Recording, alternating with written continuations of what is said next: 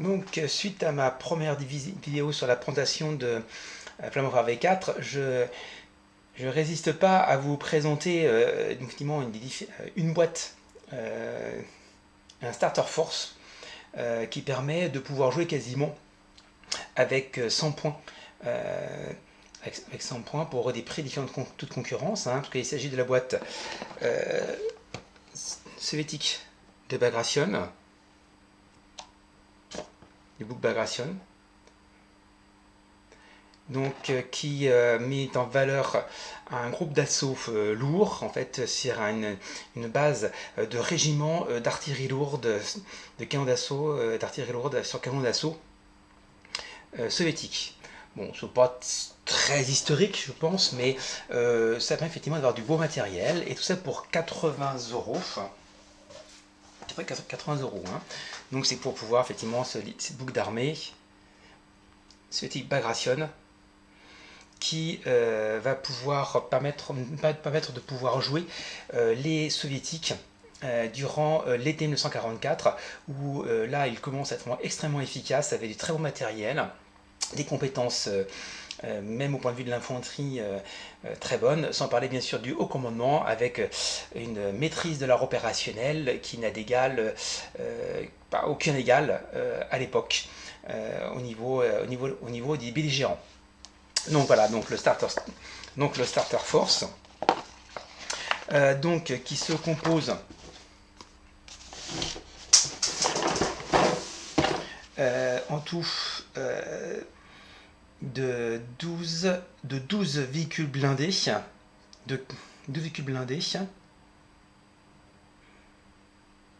de 4 canons d'assaut, de 3 automitrailleuses, de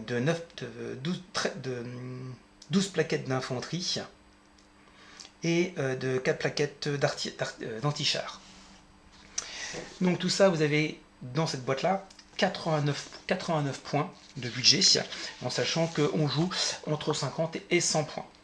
Donc j'ai rajouté à côté ce qui me paraît le plus intéressant à faire pour pouvoir effectivement avoir une armée complète. Donc vous avez le commandant de régiment, qui est un Joseph Staline 2, auquel vous avez ensuite 2 sections d'automoteurs, donc 2 automoteurs de 150 mm basés sur un Sachi de Yushin 2 de Joseph Staline, 2 avec des canons de 122 mm, donc qui peuvent utiliser en tant qu'artillerie ou en tant qu'arme anti-char.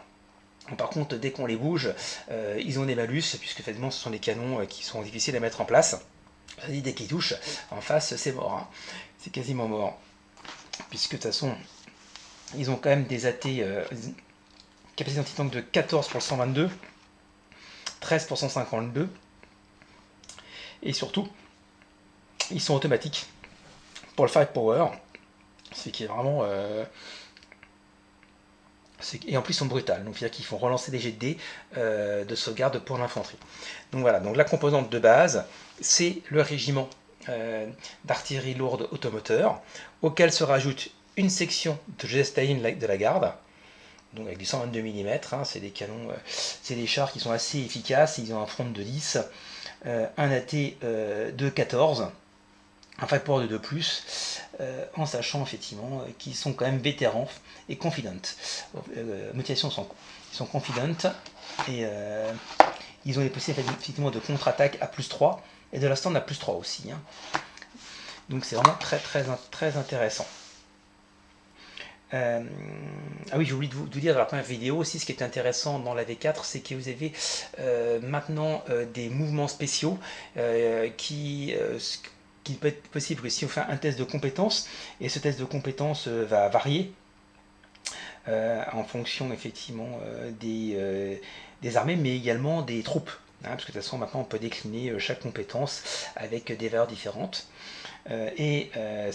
Parmi ces compétences, il y a une compétence qui permet, si on n'a pas bougé, et de pouvoir, et après avoir tiré, si on réussit à ces compétences, de pouvoir faire moins de 10 cm, ce qui permettra de se mettre à l'abri. Donc ça équivaut quasiment à un tir défensif. Donc c'est intéressant. C'est vraiment très intéressant. Donc ensuite, Staline, auquel on se rajoute effectivement quelque chose qui est assez habituel à l'époque, c'est-à-dire une section de SU-76 qui sont des canons qui sont également de l'artillerie automotrice et qui peuvent également servir anti-char et qui peuvent faire effectivement du tir d'artillerie de barrage, comme d'ailleurs les Ilyushin qui peuvent le faire également. Bon, la grande problématique, ce qui est un peu bizarre, c'est que si on prend des SU-76, on ne peut pas prendre en fait de la salle d'artillerie, ce qui est un petit peu dommage. Bon, voilà, c'est comme ça.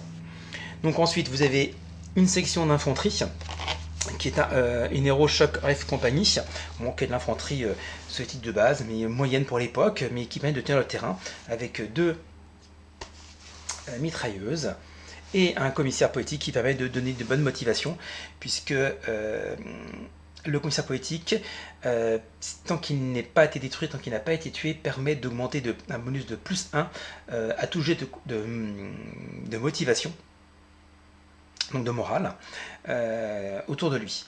Et puis aussi, vous avez 4 plaquettes de canon anti-char que vous pouvez mettre soit en 57 mm, soit en 76 mm. Bon, moi je les ai mis en 57 mm, donc voilà, c'est quasiment les mêmes compétences d'ailleurs. Ce qui change, c'est juste le firepower, si je me rappelle bien, et la distance de tir. Le 76, il a 9. Ce qui est intéressant. Donc voilà. Donc avec tout ça, vous avez 89 points de budget. Pour avoir 100 points, il suffit bien sûr d'avoir 11 points. Pour ça, ce qui est un peu plus intéressant, c'est prendre une section de T34, une section de T34 Hero Company, avec 2 T34 85 et un T34 76 mm. Donc pour ça, il faut racheter une boîte de figurines de T34 qui coûte je crois que vous avez 5 T34 pour une trentaine d'euros. Ou pour 25 euros, peut-être 25 euros, je ne sais plus, je ne me rappelle plus. Enfin bon, pour à peu près un peu plus de 100 euros, vous avez une armée complète de 100 points, ce qui est quand même assez intéressant et qui était prête à jouer. Donc voilà, c'est juste pour une petite présentation de ce starter. Après, pour voir les capacités, les compétences des différentes troupes, ça demandera effectivement une autre vidéo pour vous présenter d'autres de mes armées. Voilà, merci.